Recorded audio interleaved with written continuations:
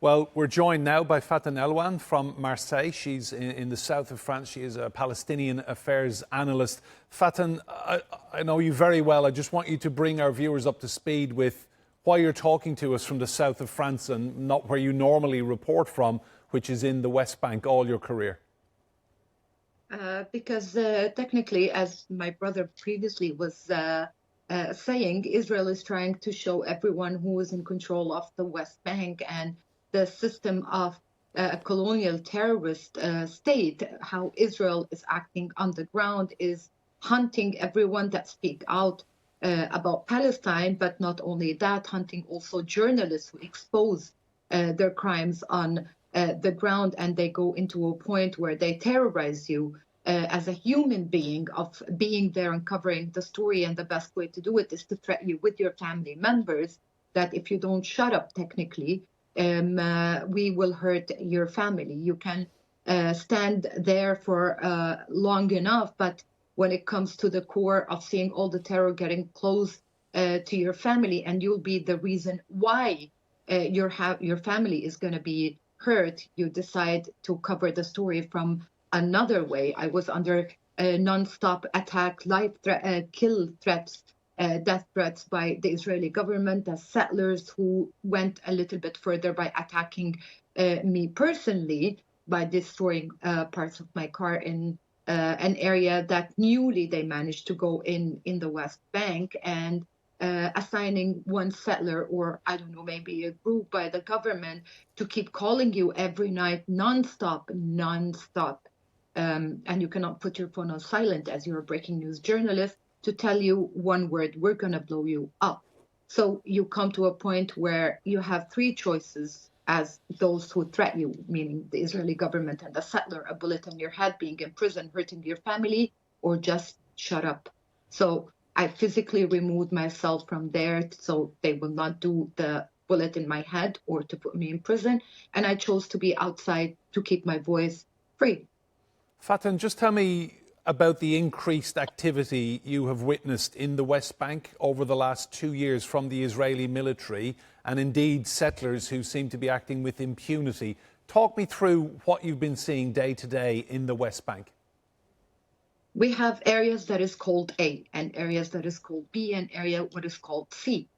Throughout also agreement until, let's say, 3 years ago, those areas were purely Palestinian, meaning that Palestinians have control over it, either military or society or all of this. But even before the 7th of October, we saw a change on the ground in area C, and that reflected itself with the strength of settlers that suddenly started to attack Palestinian and civilians through the Youth Hill the Top Hill Youth, which is assigned as an Israeli terrorist group for a long time before Itamar Ben-Gvir and this right-wing extreme government came into power and make them legally a shadow army for them.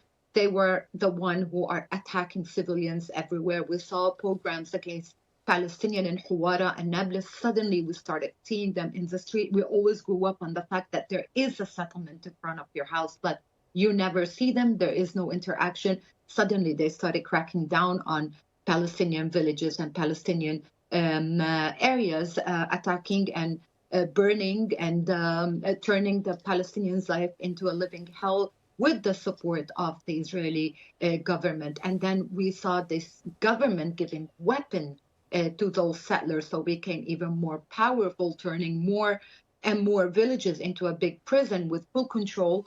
And what we saw on the ground as a total, not just an ethnic cleansing, but also an apartheid system in which roads that we grew up using for years and years were exclusively being used for Israeli only and those settlers. There's no area A, no area B, no area C. What we saw today, for instance, is just a repetition of one message is being sent, that the one in control on the ground is the Israeli army. Suddenly the West Bank turned into a big jail. Sometimes I prefer calling it into a zoo, because with the number of gates that exceeded 1,015 gates all around the West Bank, and in order to move around, someone has to be in control, and that in control means that Palestinians have to move between working hours from 9 to 5 with one Israeli soldier deciding whether your life going to be going normal or not.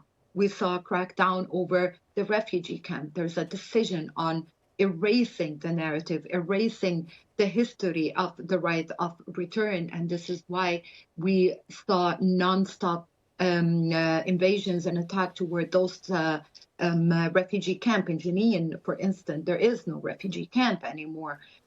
They plan into turning it into a normal city. So the idea, the memory, the message on the ground of the right of return of every Palestinian since the Nakba in 48 will be totally erased in between.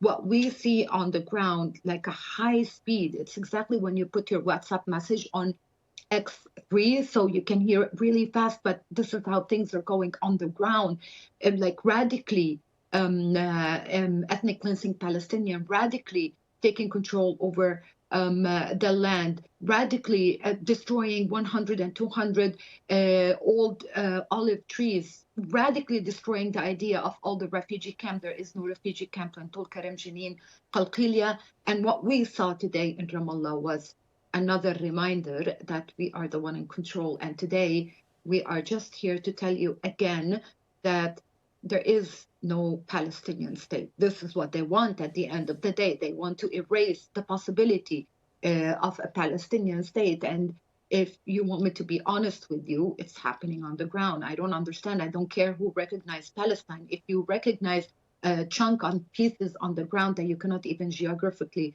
connect them, I don't know how this Palestinian state that you are recognizing, we're giving full support of arm and weapon into, and political impunity as well, to the oppressor. What exactly are you recognizing while you're leaving the enemy on the ground, destroying all the possibility of being, of dreaming, of existing and being? Faten Elwan in Marseille, in the south of France, thank you. Well, after